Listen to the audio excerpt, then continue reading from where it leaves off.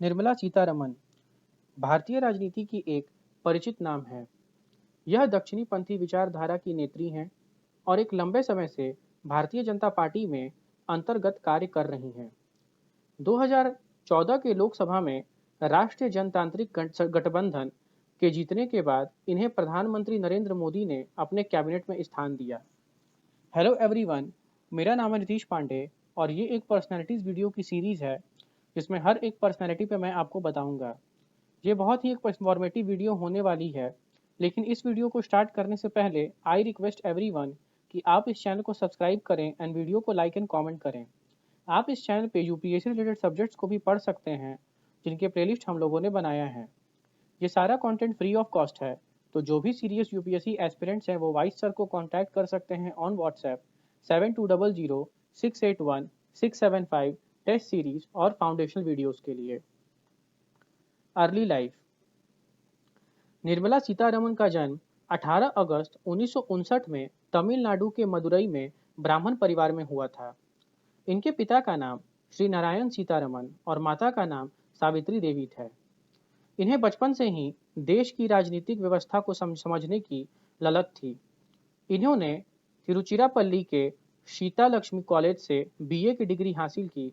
इसके बाद इन्होंने जवाहरलाल नेहरू विश्वविद्यालय से वर्ष 1980 में इकोनॉमिक्स में एमए की डिग्री हासिल की। इसके बाद इन्होंने यहीं से एमफिल की भी डिग्री हासिल की है। निर्मला सीतारमण ने अपने आरंभिक करियर में प्राइस वाटर हाउस कूपर में सीनियर मैनेजर के पद पर कार्य किया है। इसके उपरांत इन्हें बीबीसी वर्ल्ड सर्विस में भी कार्य करने का मौका प्राप्त हुआ है। Political career. निर्मला सीतारमण वर्ष 2006 में भारतीय जनता पार्टी में शामिल हुई।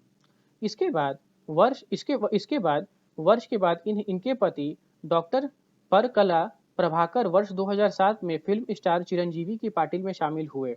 हालांकि वर्ष 2000 के आसपास डॉक्टर परकला प्रभाकर भारतीय जनता पार्टी के आंध्र प्रदेश यूनिट के प्रवक्ता थे।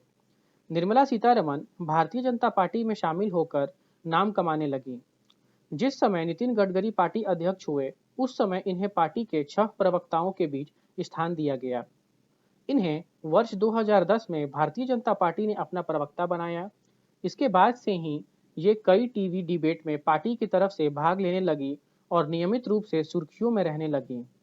इस समय भारतीय जनता पार्टी के प्रवक्ता के रूप में इन्हें नरेंद्र मोदी शासित गुजरात में काफ़ी प्रसिद्धि प्राप्त हुई। इसके बाद इन्हें दिल्ली में पार्टी प्रवक्ता के रूप में खूब नाम हासिल हुआ।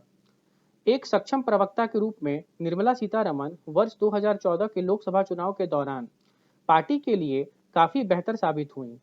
इस समय इन्होंने नरेंद्र मोदी को प्रधानमंत्री के रूप में प्रचार करने में भी काफ़ी भूमिका निभाई। इस चुनाव में भारतीय जनता पार्टी को भारी मतों से विजय प्राप्त हुई और पार्टी ने केंद्र में अपना सरकार बनाया। इस चुनाव में भाजपा के जीतने के बाद 26 मई 2016 में इन्हें स्वतंत्र चार्ज के तहत मिनिस्ट्री ऑफ स्टेट का पद सौंपा गया। इसी के साथ ही इन्हें ministry of commerce and industries, ministry of finance and corporate affairs आदि का कार्यभार भी मिनिस्ट्री ऑफ स्टेट के अंतर्गत प्राप्त हुआ।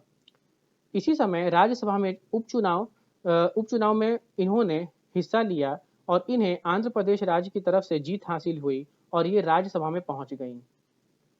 29 मई 2016 में ये भारतीय जनता पार्टी के 12 प्रार्थियों में से एक थी जो राज्यसभा चुनाव लड़ने वाले थे। यह राज्यसभा चुनाव इसी वर्ष 11 जून को होने वाले थे।